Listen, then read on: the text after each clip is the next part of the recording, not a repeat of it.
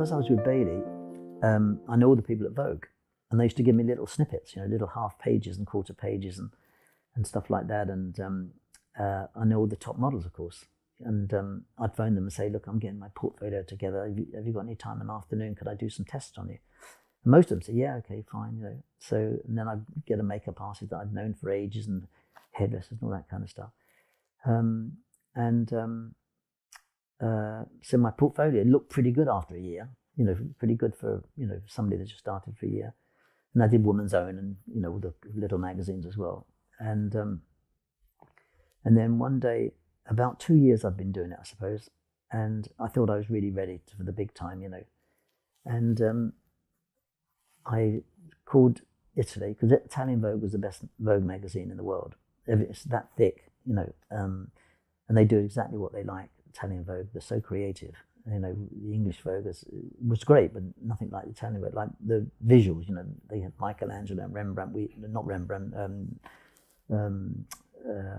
Those great painters, the Renaissance painters. And we're more literal with Shakespeare and Milton.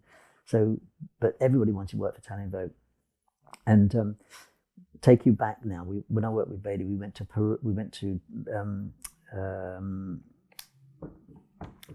India and Kashmir, I think it was, and Nepal, and it was for Italian Vogue. And there was an editor, a young editor, and it was a first job, a first trip. And I'd been on a couple of trips, so I was a bit more organised. And anyway, Bailey didn't like the clothes very much, and he was always moaning about them and giving her a hard time. And this girl was in tears every day. She was really upset. And she's the same age as me. She was only about 20. And she came to my room one night after about 3 days, 4 days, and she said, I'm going home tomorrow. I'm going to catch a plane back to Italy. I said, why? She said, I can't. Bailey hates all the clothes. He hates what I've done. He hates how I've styled it with the hats and everything. And she said, I can't take it anymore. He just hates me and I don't want to work with him anymore. And I said, okay, you've got two choices. I said, you can go back.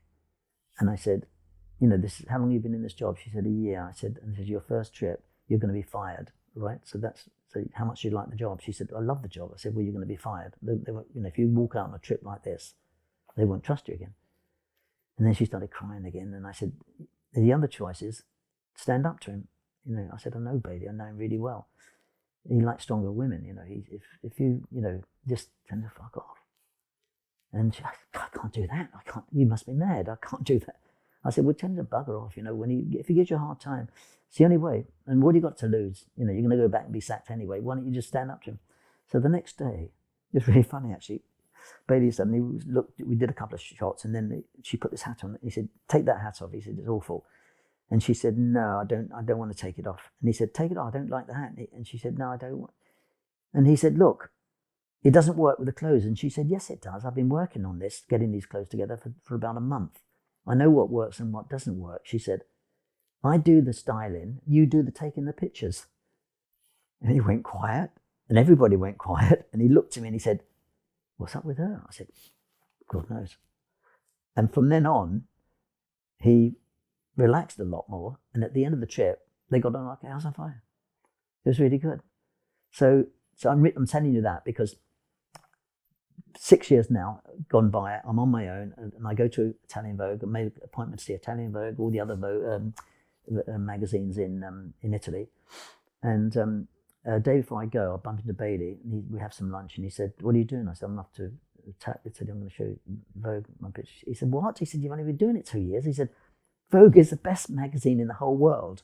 I mean, the best." He said, "They're not going to give you work after 2 years." He said, they just use the best of the top people. He said, "You're mad." He said, "You're wasting your time." I said, "Well, I booked the hotel, I booked the train and everything, plane them in." And he said, "Well, it's up to you." He said, "Let me bring your portfolio in tomorrow morning before you go."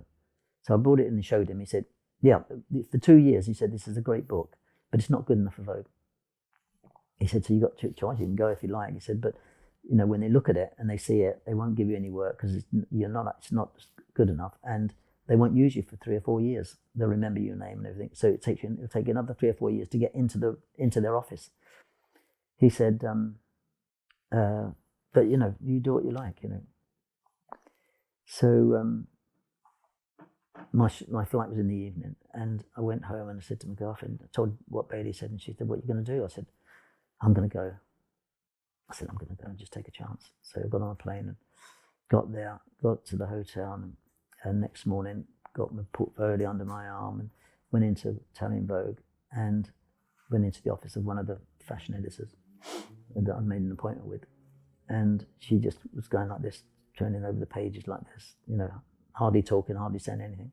Then the phone would ring. She used to think it was her boyfriend arranging lunch or dinner or something, and she's talking to him while looking at my thing. And I was thinking, you know, this is not going well. And then she put the phone down and went, okay, thank you very much for coming in. And I said, do you want to talk about anything? She said, no, very nice pictures, thank you. We'll let you know. And I knew I'd blown that, you know, that Bailey was right. So I went out with really depressed and walking down the corridor. Who should I bump into? It's Lucia, the girl from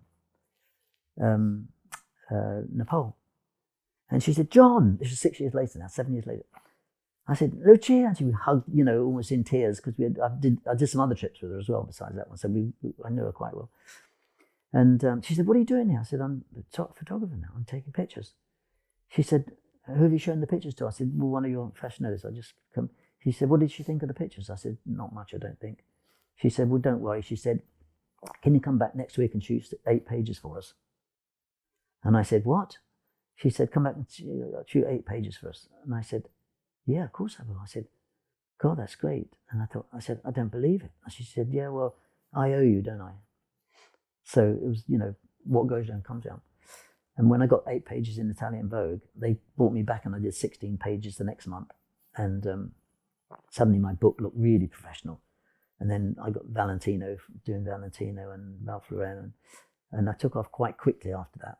You know, it was quite, you know, it was quite good. But when Bailey heard about it, it was so funny because I bumped into him. He said, oh, how did Italy go? I said, yeah, I'm going back and shoot 8 pages next week. He said, what?